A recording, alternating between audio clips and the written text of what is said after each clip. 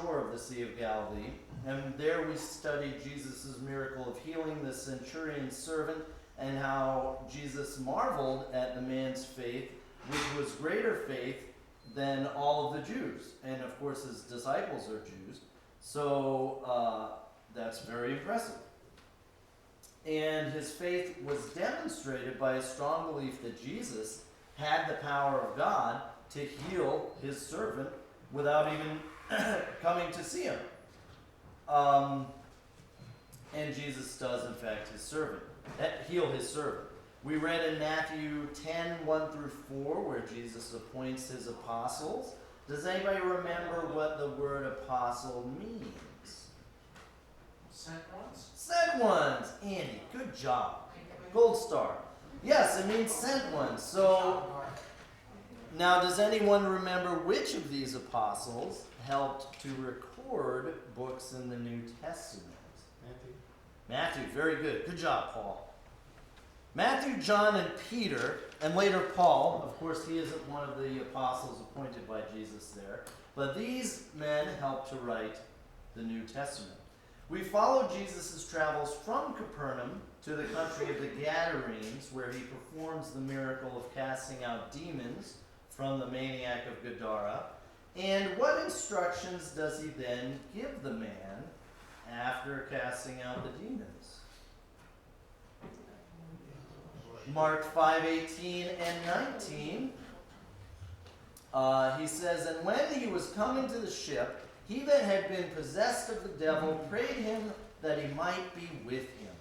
Howbeit Jesus suffered him not, but saith unto him, Go home to thy friends, and tell them how great things the Lord hath done for thee, and hath had compassion on thee. And he departed and began to publish in Decapolis how great things Jesus had done for him, and all men did marvel." So, Jesus felt like the place for this man was to go back to his homeland and tell about Jesus there. And it sounds harsh the way it reads here. Jesus would not suffer him to be with him. But that really just means he wouldn't allow it. It's not allowed. You can't come with me. My place for you is here with your own people. Have you ever wondered, I always wondered this, and then I was doing the study, and Walford and Zuck kind of illuminated a little for me as I was reading. But have you ever wondered why Jesus put the demons into the swine? Yes. I thought it was a little weird. You know, usually just cast them out. He didn't have to put them into the swine. And that would have been a bad thing if they were your swine. You know, if you owned these pigs, you would be awful upset. And these people were upset. Yes? Maybe it was a lesson in answered prayer. The demons wanted to go into the swine. You think he was answering the demon's prayer? I think he could have. He would have killed himself. The mercy and grace of God. I don't know. Yeah, they did ask, the demons did ask that they not be destroyed. Oh, now I'm Right really out. glad I asked And this. then, that was the second option, I guess. I think it has to do with verse 14. "And they that fed the swine fled and told it in the city and in the country, and they went out to see what it was that was done." I think this is why Jesus, not because he wanted to answer the prayers of some evil demons. He has a ministry for the maniac of Gadara, and how is the word getting out? These people are going right into the city telling exactly what just happened. These people are corroborating this maniac's ministry by going into the city and saying, yeah, I used to keep swine, and then they all threw themselves off a cliff. And sure, that guy was a demon-possessed person. So Jesus, you know, I think sometimes in our life it's hard to see because we have these things in life that we desire and we want and we think are going to be good for our families. And it, you know, sometimes something unfortunate may happen. Like in this case, food is scarce, and we're going to get into that a little bit more. Losing all of these swine is not good for the local economy of Gadara. But it's not as important. These people having bacon is not as as needful as their need of salvation. So I think that's why Jesus did it. He did it because it helped evangelize the community of Gadara. Next, he does travel finally down to Jerusalem. John 5, 1 through 15. We'll turn there now. 5, 1 through 15. After this, there was a feast of Jews, and Jesus went up to Jerusalem. Now there is at Jerusalem by the sheep market, a pool which is called in the Hebrew tongue, Bethesda, having 5 porches. In these lay a great multitude of impotent folk, of blind, halt, withered, waiting for the moving of water.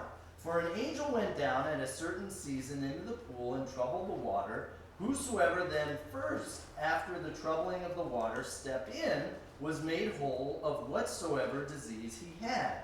And a certain man was there, which had an infirmity 38 years. When Jesus saw him lie, and knew that he had been now a long time in that case, he saith unto him, Wilt thou be made whole? The impotent man answered him, Sir, I have no man, when the water is troubled, to put me into the pool. But while I am coming, another steppeth down before me. Jesus saith unto him, Rise, take up thy bed and walk. And immediately the man was made whole, and took up his bed, and walked, and on the same day was the Sabbath. The Jews therefore said unto him that was cured, It is the Sabbath day. It is not lawful for thee to carry thy bed. He answered them, He that made me whole, the same said unto me, Take up thy bed and walk. And then asked they him, What man is that which said unto thee, Take up thy bed and walk? And he that was healed wist not who it was, for Jesus had conveyed himself away, a multitude being in that place. You can imagine the swarming that would suddenly happen if a person was healed in the midst of people that need healing. Afterward, Jesus findeth him in the temple, and said unto him, Behold, thou art made whole. Sin no more, lest a worse thing come upon thee. The man departed and told the Jews that it was Jesus which had made him whole. A couple of things I want to point out here. I have a nice picture. We're going to have to skip through all these. This, we believe, is the location where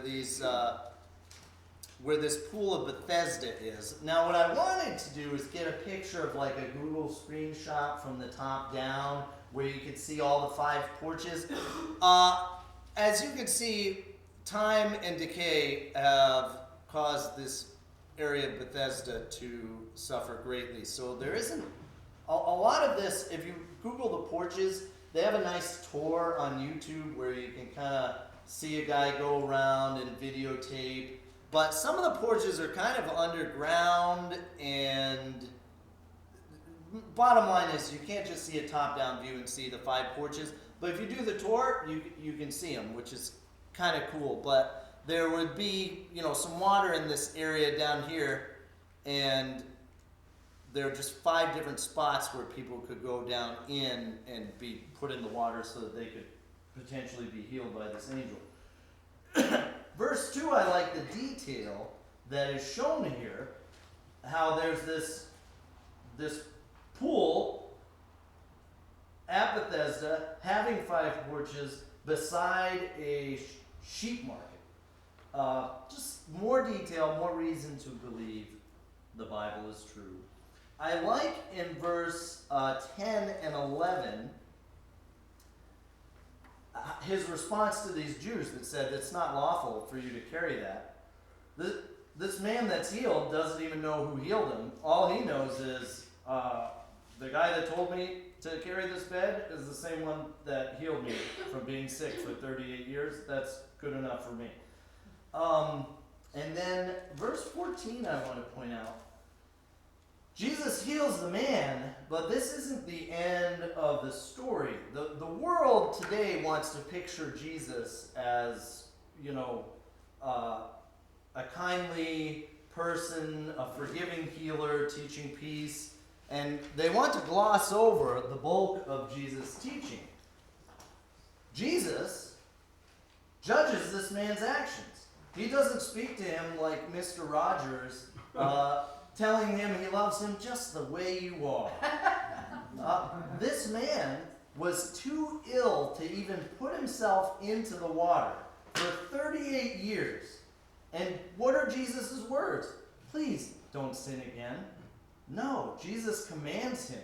He said, behold, thou art made whole. Sin no more, lest a worse thing come unto thee. What could be worse than 38 years of infirmity? There's a lot of things that could be worse, and that's what Jesus is warning him about. There is a worse thing that could befall him. Let's turn to Galatians 6, 7 through 10. Jesus wasn't just going around, healing this man to be kind. He was being kind, but he wanted to help this man, and he wanted him not to sin anymore.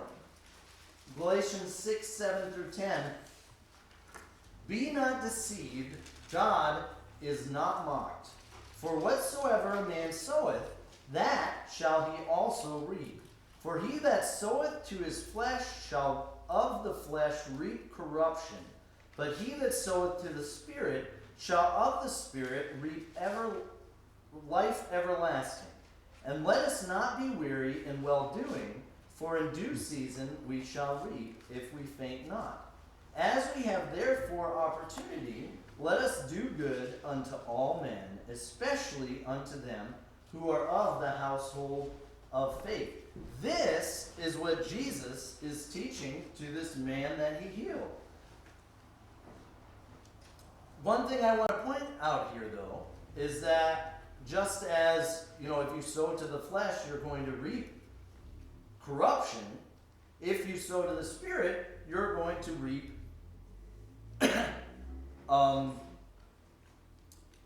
reap rewards. You're going to reap of the Spirit. In well-doing, we sow to the Spirit. A few weeks ago, we were looking at our opportunity to give and how, because we live in such a blessed time, in such a blessed place as the United States. I mean, this is the greatest country in the history of the world. This is one of, the most prosperous time to live in terms of the quality of life we have. Weekends off as opposed to a single day off or no days off a week. The list goes on and on. The ability to own property. Because of our abundant financial blessing, living at this time and in this place, it's hard to give to the degree that, say, the widow with 2 mites is able to give. This woman gave of her, may have been sacrificing her next meal by giving those 2 mites, where we are unlikely to miss a meal nowadays. And Paul instructs us not to grow weary in well-doing. And as we have opportunity to do good to all men. What kinds of opportunities do we have now to do good to all men? It's basically infinite. You could find need anywhere. You could find need in our own church. You could find basically anything that's terrible in the world, and there's plenty of it. There's something that you could find to assist with, and in so doing, sow to the Spirit, and eventually reap rewards. So, we move on to Jesus' second year of ministry. So the first year of ministry is sometimes called his year of obscurity, because he's not as well known. Well, in his second year of ministry, Jesus is becoming more and more popular. Why is it that Jesus is becoming more popular? Miracles. Jesus is going around performing miracle after miracle. Even one of these miracles, like the maniac of Gadara, that guy is telling everybody about what happened to him. We already see that people in the city are coming out to see. We see his other miracles. If you're healed after 38 years of being infirm, you're going to be very vocal about the person that healed you. So Jesus is healing people. Jesus is performing other miracles. And the Jews are hoping for political change here. They're looking for that Messiah, and they don't want to live under the boot of the Romans anymore, where they're really persecuted and more than half of the citizens are not citizens, they're slaves. This is a terrible time to live. What do you suppose the food situation is in Bible times? Not so good. Let's look at least one example, Acts 11:27 through 30. Acts 11:27. And in these days came prophets from Jerusalem unto Antioch, and there stood up one of them named Agabus, and signified by the Spirit that there should be great dearth or famine throughout all the world, which came to pass in the days of Claudius Caesar. Then the disciples, every man according to his ability, determined to send relief unto the brethren which dwelt in Judea, which also they did, and sent it to the elders by the hands of Barnabas and Saul. So here we have at least one example of a famine being recorded. Now, in our minds is this recent catastrophe of the pandemic. That's about as bad a thing as I've ever experienced in my life. And yet, I didn't miss a meal. Did anyone here miss a meal because of the pandemic? No, Yeah, I don't think so. just toilet paper. Yeah, well, even toilet paper you could find. I know I had this convenience store beside work where everything is highly overpriced in the city of Boston. And I remember seeing, toilet paper in there. You might not have been able to find it at your local grocery store, but if you drove around, pretty much every single thing you could find other than some certain specialty goods. Imagine living day to day with the thought that you might not have food at some point. Or living day to day where you would, when I sit down to eat supper, I eat until I'm full. And this is why I eat. I eat so that my body is full. These people don't always eat to fill their body. It's more so, okay, this is how much food I need to continue working throughout the rest of the day. The pandemic was a massive disaster. And yet the reality for these people is that they might not have food any given day. Here's a famine that lasts 2 years. This is the way life was in the time of Jesus. Do you like a free meal? I love a free meal. I seldom get one. How much more would you appreciate a free meal? And the hope of a leader who's going to make sure that you don't have to worry about not getting food to eat. That person would be very popular indeed. Well, gee, my kids, I think of it in terms of myself. I don't want to be hungry. But all these people are having kids. Seeing your own child starve would be powerful motivation to like a person like Jesus who goes around healing people and gives the hope of salvation from this Roman government, from starving to death. Mark 6:30, we're going to look at Jesus' miracles here that make him so popular. Mark 6:30 through 44. We see one of Jesus' great miracles. And the apostles gathered themselves together unto Jesus, and they told him all things, both what they had done and what they had taught. And he said unto them, Come ye yourselves apart unto a desert place, and rest a while. For there were many coming and going, and they had no leisure so much as to eat. So the apostles, they're very busy. Mark 6:30. They're very busy to the point where Jesus says, let's take a break for a minute. We're going to come apart to a deserted area where we can be alone for a bit. You can take a break. And they departed into a desert place by ship privately. And so they get into the ship kind of secretly so that they can leave and not be swarmed by all these people. Let's continue reading and see what happens. And the people saw them departing, and many knew him, and ran afoot thither out of all cities, and outwent them, and came together unto him. And Jesus, when he came out, saw much people, and was moved with compassion toward them, because they were as sheep not having a shepherd. And he began to teach them many things. And when the day was now far spent, his disciples came unto him, and said, This is a desert place, and now the time is far past. Send them away, that they may go into the country round about, and into the villages, and buy themselves bread, for they have nothing to eat. He answered and said unto them, Give ye them to eat. And they say unto him, Shall we go and buy 200 pennyworth of bread, and give them to eat? He saith unto them, How many loaves have ye? Go and see. And when they knew, they say, 5 and 2 fishes. And he commanded them to make all sit down by companies upon the green grass. And they sat down in ranks by hundreds and by 50s. And when he had taken the 5 loaves and 2 fishes, he looked up to heaven, and blessed and brake the loaves, and gave them to his disciples to set before them. And the 2 fishes divided he among them all. And they did all eat, and were all filled.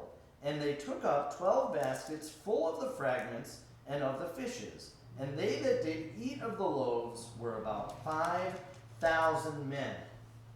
So as I was studying this, I noticed some things that I hadn't previously noticed. I'm sure I've been taught this before, but some things I hadn't previously noticed.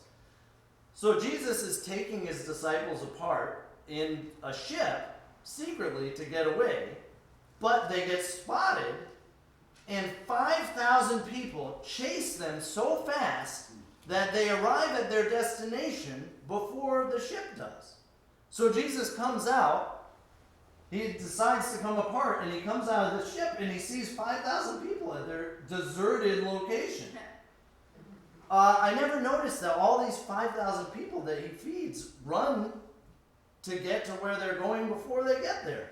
And you would think, a human reaction to that is like exasperation. Oh, did we just leave all these people? But Jesus' reaction is to have compassion on them and immediately just gets right back to work. Jesus does not grow weary in well-doing.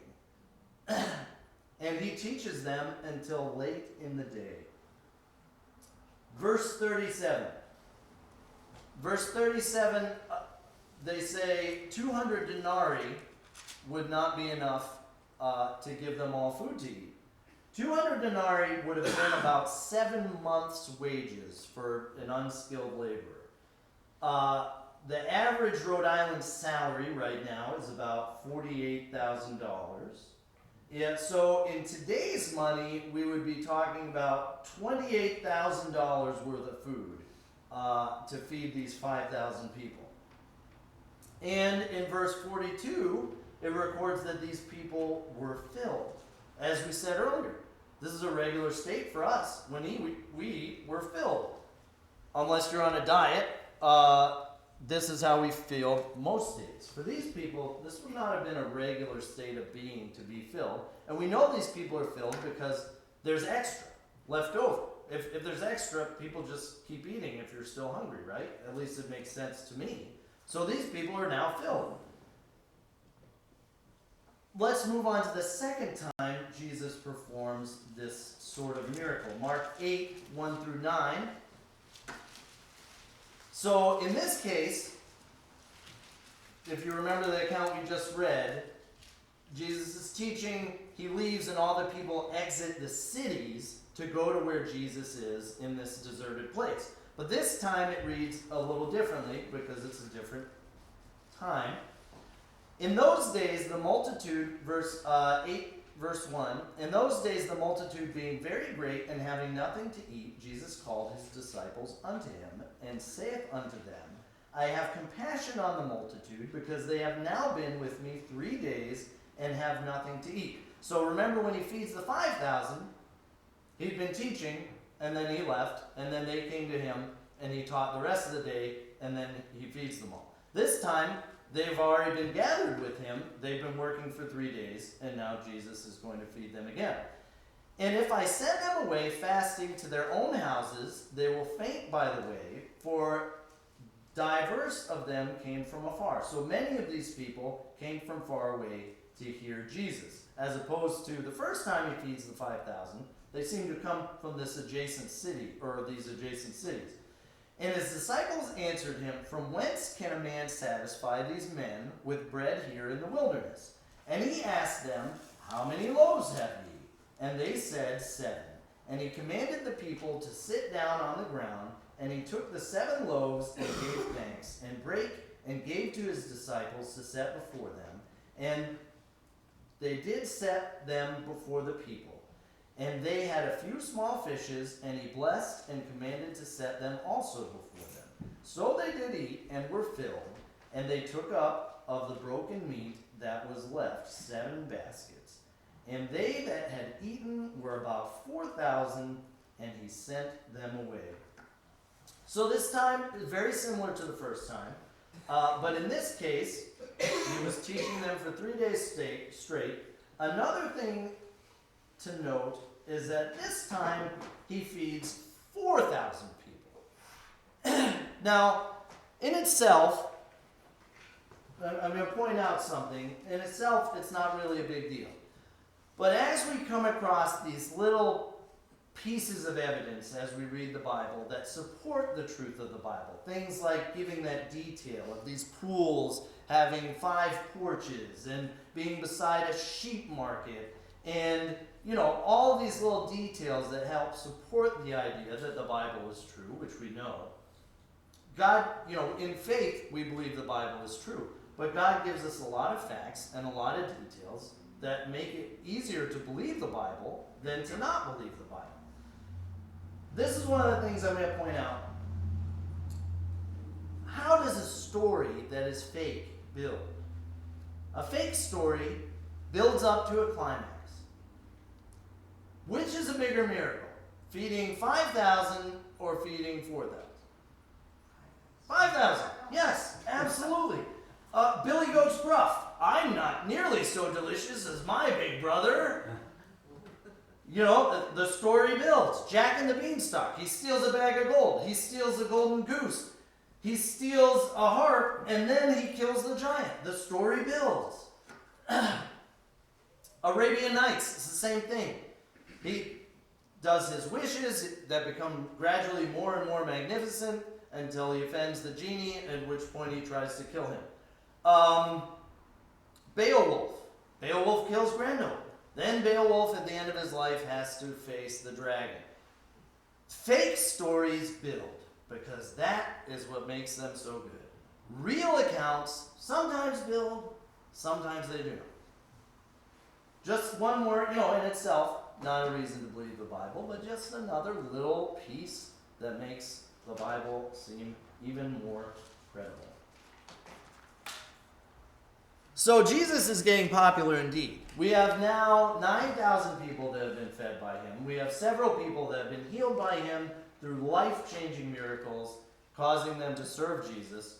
We have the disciples going around. We have disciples specifically called to go into the world and teach. Jesus is becoming popular indeed. And you may say, how? How popular is Jesus? Really popular, and we see this in John 6:15. John 6:15. When Jesus therefore perceived that they would come and take him by force to make him a king, he departed again into a mountain himself alone. Not elect him king, not go to the Romans and say, this is who we want to be our leader.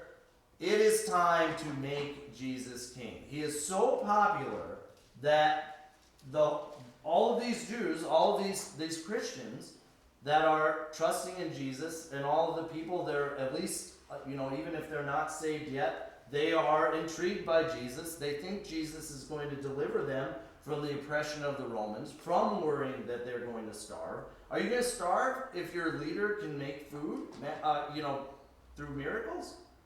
You won't starve. These people, want him to be their king to the point where they're going to force him to be king. That's how popular Jesus is. You know, even today we don't see people that are that popular that, you know, you're going to force them to lead your entire people. Jesus is universally popular basically at this point, other than the, you know, his few naysayers. I think that even at this point, because we haven't seen a lot from the Pharisees yet, I think that even at this point, and I'm just speculating because it doesn't talk about it, it's possible that even some of them are thinking maybe this is this Messiah, this political leader we want.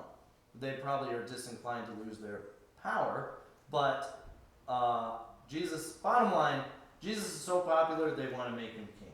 So, very popular indeed. Next week, we're going to move on to Jesus' third year of ministry, and we're going to see how Jesus loses a lot of his popularity, because basically he's not the Messiah that they